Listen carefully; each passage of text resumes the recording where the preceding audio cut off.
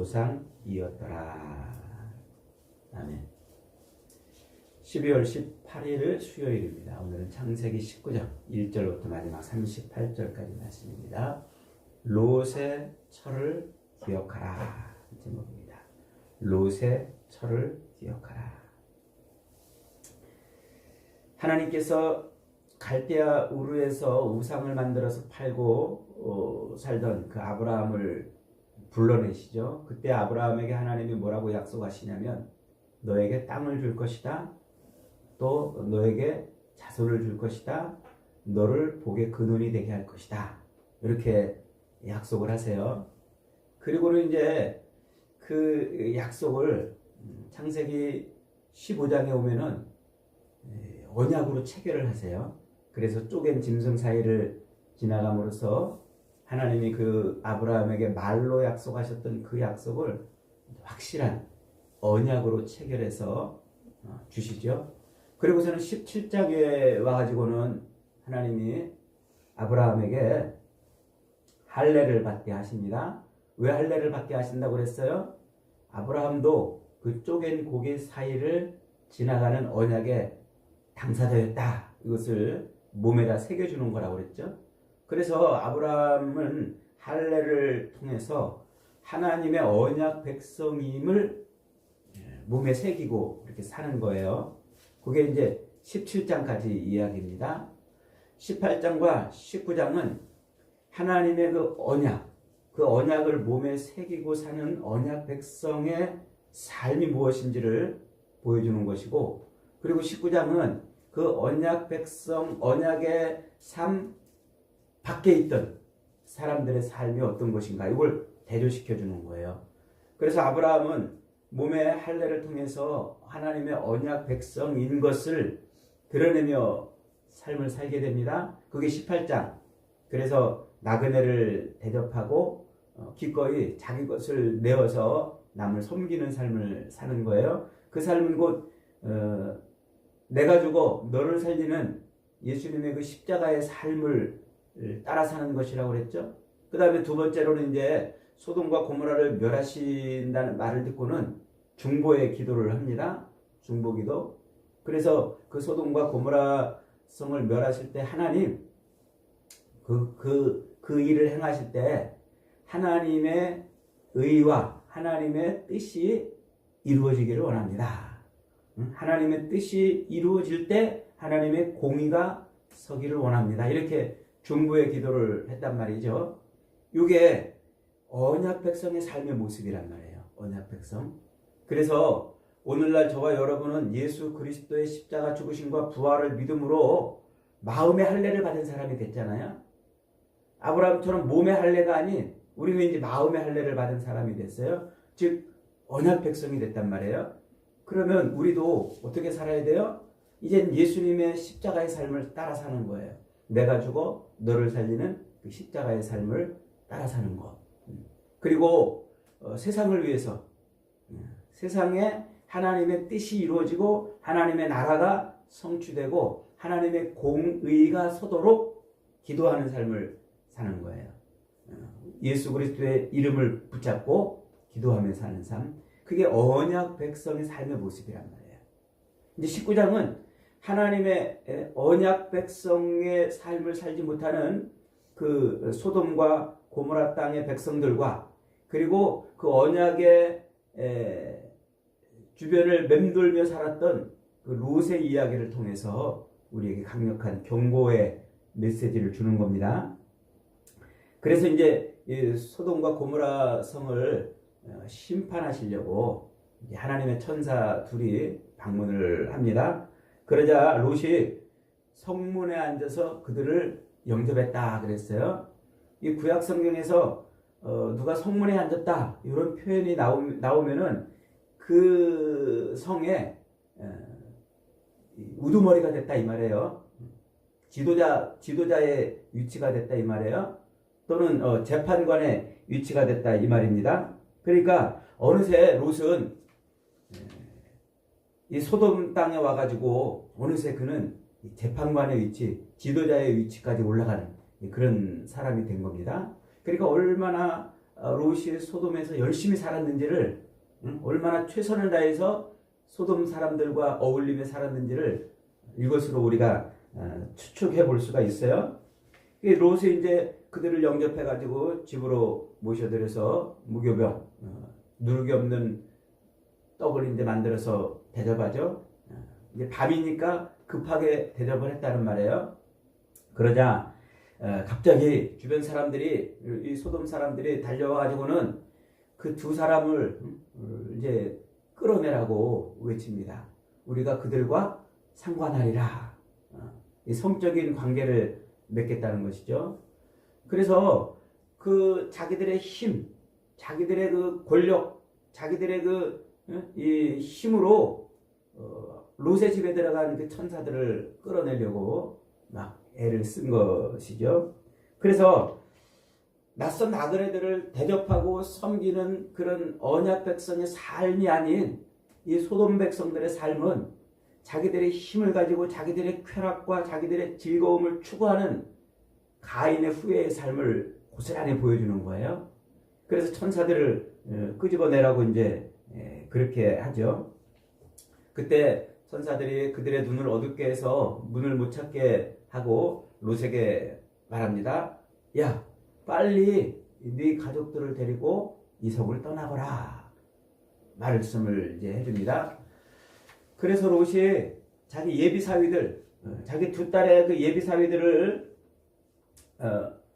찾아가지고 얼른 그들에게 이 상황을 말해줬어요. 하나님이 지금 이 소돔 땅을 심판하신단다.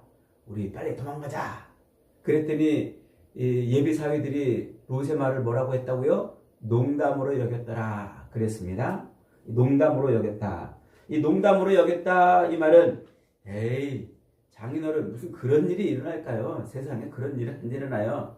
안 믿었다는 얘기가 아니에요. 안 믿었다는 얘기가 아니고 롯의 말에 권위가 없었다는 말이에요. 아이고, 장인어른 말을 어떻게 믿어요? 이랬다는 말이에요. 이 말이 무슨 말이에요? 이것은 롯의 사위들이 볼 때 평소에 롯의 행동이 믿을 만한 행동을 못했다. 이 얘기입니다.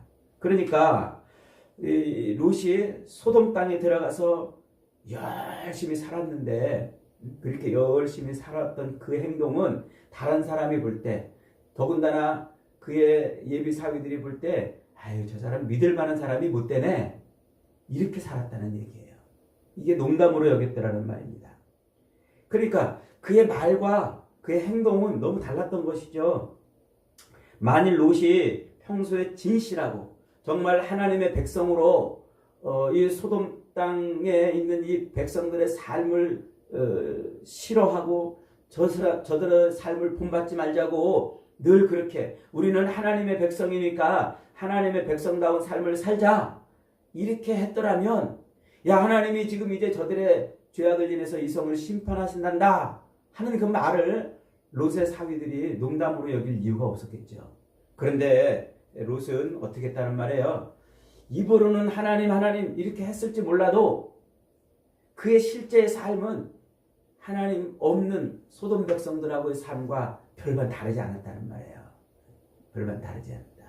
이게 오늘날 우리 한국교회 성도들의 모습이라고 그러지 않습니까? 그래서 교회 오면은 정말 믿음이 좋은 장로님, 믿음이 좋은 권사님, 믿음 좋은 집사님인데 집에 가면은 애를 쥐잡듯 잡는 그런 엄마라고, 그런 아버지라고 애들이 그런다잖아요. 그러니까 교회 오면은 아주 정말 순한 양처럼 하나님 잘 믿는 사람 같은데 집에 오면 그 어머니, 그 아버지 입에서 하나님이 없더라는 거예요. 이게 지금 그런 상황을 지금 말하고 있는 거예요.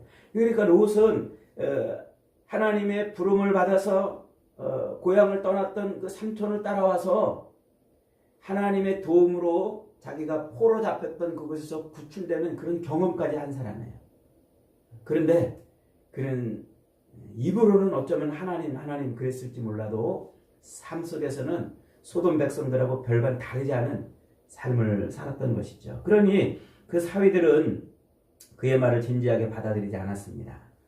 그래서 평소에 롯이 하나님을 의지하고 하나님을 나타내고 하나님을 붙들고 산 것이 아니라 그는 소돔의 문화가 주는 즐거움과 쾌락에 그것을 위해서 삶을 살았다는 것이죠.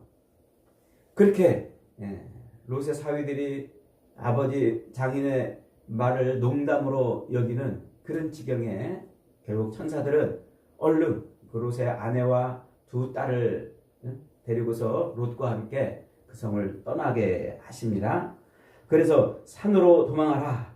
뒤도 돌아보지 말고 도망하라고 명령하십니다. 그런 급박한 속에서 그런데 또 롯은 어떻게 했습니까? 내가 어떻게 저 산까지 갑니까? 나 저기까지 못 가요. 가다가 죽을지도 몰라요. 내가 저기 소알 땅으로 소알성으로 피했으면 좋겠습니다. 이렇게 간청을 합니다. 소알은 소돔의 축소판입니다.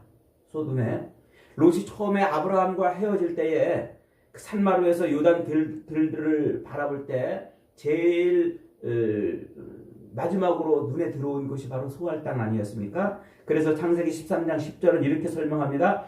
이에 롯이 눈을 들어 요단 지역을 바라본즉 소알까지 온 땅에 물이 넉넉하니 여호와께서 소돔과 고모라를 멸하시기 전이었으므로 여호와의 동산 같고 애굽 땅과 같았더라. 지금 이 소돔과 고모라를 멸하시겠다고 하시는 하나님의 그 급박한 심판의 메시지를 들으면서도 롯은 이게 아까웠던 거예요. 여기를 떠나고 싶지 않았던 거예요. 그래서 이 소돔과 고모라의 촉소판인 소알 땅으로 자기를 보내달라고 이렇게 말을 했던 것이죠. 롯은 소돔을 떠날 때에 지금껏 자기가 그 소돔 땅에 세워놨던 그 성에서 살면서 세웠던 명성과 쌓았던 부와 그런 즐거움과 쾌락을 한순간에 잃어버린다는 것을 견디지를 못했어요. 그는 얼른 그와 비슷한 환경으로 다시 자기가 돌아갈 수 있게 해달라고 그렇게 말을 했던 것이죠. 그러니까 할 수만 있으면 다시 소돔으로 돌아가고 싶다는 그런 얘기입니다. 롯의 가족이 도시를 떠나자 하늘에서 불과 유황이 쏟아졌습니다. 성이 불타버린 것이죠. 불과 유황이 쏟아진다는 것은 하나님의 심판을 의미합니다. 그래서 하나님께서 그 땅을 이제 심판하신 거죠. 그런데 그때 하나님의 명령, 뒤도 돌아보지 말고 도망가라 하는 그 명령을 누가 어겼습니까? 롯의 아내가 어겼습니다. 그래서 뒤를 돌아보는 순간 그녀는 소금 기둥이 되어버렸어요. 놀랍게도 예수님은 바로 그 장면, 그 뒤도 돌아보지 말고 도망가라고 했던 그 명령을 어기고 불에 타는 그 소돔과 고모라를 뒤돌아보면서 소금 기둥이 되었던 바로 그 장면을 예수님은 누가복음 17장에 가서 종말에 대한 모습으로 경고를 해주고 있어요. 누가복음 17장 28절로 32절에 가면은 이 롯의 소돔과 고모라 땅을 멸하시는 이 롯의 상황을 마지막 말세의 모습이라고 설명을 하면서 마지막 하나님의 심판이 임할 때에 그때 세상에 미련을 남겨둔 자들은 어떻게 될 것인가 하는 것을 요 롯의 아내의 이야기를 통해서 설명을 해주는 겁니다. 결국은 하나님의 심판이 임하고서 소돔과 고모라가 다 불이 타면서 이제 롯은 자기 두 딸을 데리고서 산으로 도망가요. 그리고 굴로 피하게 되죠. 아브라함과 함께 고향을 떠나왔던 롯. 그래서 아브라함을 통해서 포로에서 건져짐을 받았던 그런 경험까지 한 롯. 여러분 생각해 보세요. 그래서 소돔이 멸망할 때 자기가 쌓았던 모든 부와 명성이 다 사라지는 빈 털터리가 된 이때 롯은 어디로 가야 될까요? 어디로 가야 됩니까? 자기 삼촌 아브라함을 찾아가는 게 인지상정 아니겠습니까? 그런데 안타깝게도 롯은 동굴로 들어갔어요. 동굴로 들어가서 거기서 하루하루 불안과 걱정과 염려와 슬픔을 술로 달래면서 보냈다는 것입니다. 그렇게 불안과 염려와 공포와 두려움을 술로 달래면서 하루하루를 보내는데 그때 갑자기 딸들이 어떤 행동을 합니까? 자기들의 배우자들이 사라져버렸다는 거예요. 그래서 자기들이 이제 자식을 낳고 살 소망이 사라졌다는 거예요. 그래서 아버지에게 술을 잔뜩 먹이고 큰딸이 하룻밤, 작은딸이 하룻밤 들어가서 관계를 맺고 자식을 낳았다는 얘기예요. 그 큰딸이 낳은 것은 모압, 작은딸이 낳은 것은 암몬인데 이들이 모압 족속, 암몬 족속의 조상들이 되죠. 이 모압이나 암몬은 나중에 이스라엘 백성들이 출애굽해서 가나안 땅에 들어갈 때 그들의 발목을 잡고 그들을 시험에 빠뜨리고 죄악에 빠뜨리는 그런 일들을 행하는 족속들 아닙니까? 지금 이 롯의 딸들이 아버지에게 술을 먹이고 아버지의 씨를 받아서 자식을 낳았다는 것은 무엇을 말해줍니까? 그 아이들이 어려서부터 그 소돔의 더럽고 타락하고 음탕한 문화에 젖어서 자랐다는 거예요. 일말의 양심도 없이, 일말의 부끄러움도 느끼지 않고 아버지의 아버지와 관계를 맺는 그런 어처구니 없는 일들을 할 수 있었던 것은 그들이 그렇게 소돔의 그 더럽고 타락된 문화에서 적응하며 자랐다는 것이죠. 결국 하나님의 백성, 하나님의 약속을 받고 세상을 나왔던 백성이 다시 그 약속 안에 살지 못하고 세상 속으로 들어가여 살게 될 때 그때는 멸망의 자식을 잉태하며 그 남은 인생은 불안과 염려와 걱정과 근심으로 하루하루를 보내며 살 수밖에 없었다는 것을 보여주는 거예요. 여러분 롯이 그렇게 자기 딸들이 낳은 자식들을 보면서 무슨 생각을 하며 살았을까요? 아우 이놈들 기특하다, 이쁘다, 아이고 내 손주 새끼들 이러면서 살았을까요? 얼마나 기가 막혔겠어요. 그놈들을 바라볼 때마다 가슴을 치고 눈물로 하루를 살지 않았겠습니까? 소돔과 고모라는 극악한 죄악의 도시였습니다. 그들은 하나님의 창조 질서를 뒤집고 그리고 자기의 힘과 자기가 가진 것을 동원해서 자기 쾌락과 즐거움과 자기 삶을 살아내려고 몸부림쳤던 사람들입니다. 결국 가인의 후회의 삶을 고스란히 보여주는 것이죠. 그래서 그들에게는 누가 없었던 거예요? 하나님이 없었던 겁니다. 하나님을 무시하고 하나님과 상관없이 자기 힘, 자기 권력, 자기 가진 것으로 다른 사람들을 억압하고 누르면서 저것을 빼앗아서라도 내 즐거움을 채우려고 애를 쓰고 몸부림치는 그런 삶을 살았던 사람들이죠. 결국 성경은 이 소돔과 고모라 땅에 살았던 그 백성들의 멸망 이야기, 이 심판의 이야기를 자세하게 여러 각도에서 우리에게 경고로 삼아 주십니다. 그래서 마태복음 10장 그리고 11장, 누가복음 10장 이런 데 가면은 예수님께서 제자들을 파송하실 때 복음을 전하는데 그 복음을 거부하면 그 땅에 하나님이 뭐 하신다고요? 소돔과 고모라 땅이 차라리 견디기 쉬웠을 것이다. 이렇게 말할 정도로 복음을 거부하는 자들에 대한 하나님의 진노가 무엇인지를 설명을 해주고 있습니다. 그러니까 복음을 거부하는 자들, 그리스도 예수의 십자가 죽으심과 그 부활을 거부하는 자들에 대한 하나님의 진노가 뭐보다 소돔과 고모라를 멸하실 때보다 더 심하다고 이것을 경고로 삼아 주시는 것이죠. 베드로 사도도 베드로후서 2장 6절로 8절에서 후세에 경건하지 않아야 하는 자들에게 본을 삼으시려고 소돔과 고모라 사건을 가져다가 쓰는 거예요. 그래서 소돔과 고모라 사건을 멸망시킨 그 일이 뭐라고요? 후세에 경건하지 않은 자들을 위한 경고로 삼았다 이렇게 말하고 있습니다. 그러면서 8절에서는 이렇게 말합니다. 롯을 의로운 롯이라 이렇게 말하면서 토를 이렇게 달아놨어요. 이는 이 의인이 그들 중에 거하여 날마다 저 불법한 행실을 보고 들으므로 그 의로운 심령이 상했다. 롯이 의로운 사람인데 그 불법한 도시에서 그 불법한 백성도 살면서 그 의로움을 상실했단 말이에요. 상실했다.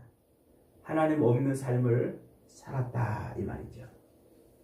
그러면서 롯이 결국은 하나님의 구원의 대상이었지만 그러나 그의 삶은 불안과 염려와 근심의 삶을 살았다고 이렇게 말해요.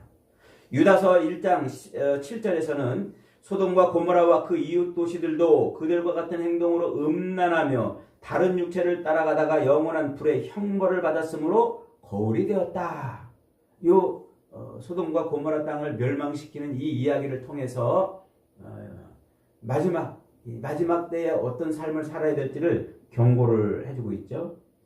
그리고 성경의 마지막 책인 요한계시록 11장 8절에서는 그들의 시체가 큰 성 길에 있으리니 그 성은 영적으로 하면 소돔이라고도 하고 애굽이라고도 하니 곧 그들의 주께서 십자가에 못 박히신 곳이라 하면서 예루살렘 성을 뭐라고 비유합니까? 소돔에다 비유를 하고 있습니다. 하나님에 대한 반역을 한 도시라는 거죠. 하나님 없이 살고 하나님이 아닌 자기의 힘과 자기의 가진 것으로 자기 즐거움과 쾌락을 삼았던 그 예루살렘 백성들의 그 타락된 삶을 그렇게 영적으로 비유를 해주고 있습니다.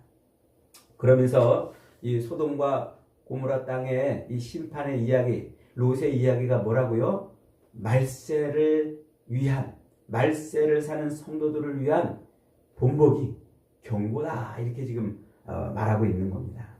그래서 예수님께서 누가복음 17장에서 말세, 이제 주님이 임재하셔 마지막 심판으로 세상을 정리하실 때에 그때 뭘 기억하라고요? 롯의 아내를 기억하라 하고 이렇게 예수님이 말씀을 하시는 거예요.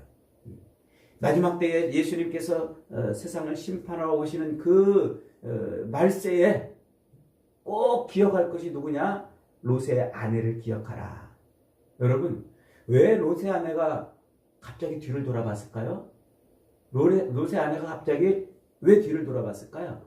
불구경하고 싶어서 돌아봤을까요? 아니면 거기다 두고 온 애인이 보고 싶어서 그랬을까요?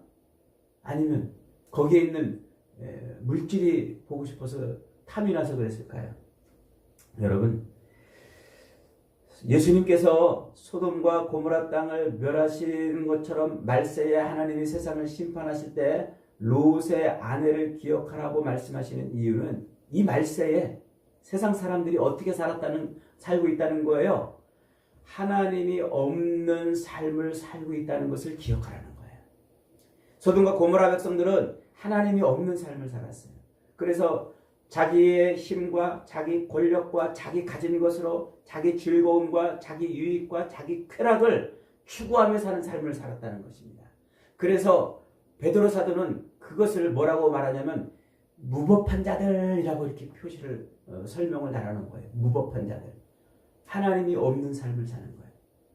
하나님께서 에덴 동산에서 먹지 말라 법을 세워놨잖아요. 선악을 알게 하는 나무의 열매를 먹지 말라. 그 법을 세워놨는데 아담과 하와가 그 법을 무너뜨리고 그것을 따먹음으로 죄를 지었어요.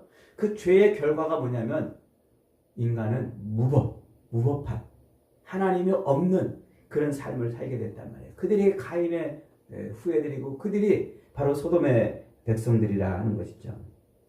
여러분, 그러니까 바로 이 무법한 삶을 산 것이 그것이 결국은 소돔과 고모라를 심판하시는 것이 되었고 하나님이 없이 살던 그 삶, 자기 힘으로 자기 쾌락과 즐거움을 삼던 그 삶이, 그 힘이 롯의 아내를 뒤돌아보게 했던 것입니다. 여러분, 그러므로 우리가 기억해야 할 것은요, 우리가 이 평범한 일상 속에서 우리는 단 한 가지 이유 때문에 죄의 삶을 살기도 하고 의의 삶을 살기도 해요. 그것이 뭡니까? 내 삶에 하나님이 계신가 안 계신가를 인정하며 사는 거예요. 내 삶에 늘 하나님이 계시고 내 삶 속에 하나님이 오셔서 내 모든 것을 주관하신다고 고백하는 삶. 그것이 뭐예요? 그게 아브라함의 삶이란 말이에요. 그래서 하나님은 아브라함의 삶 속에 들어오셔서 그래서 그로 하여금 할례를 받게 하고 그러하여금 하나님을 섬기는 삶을 살게 만들어 놓으신 것이죠.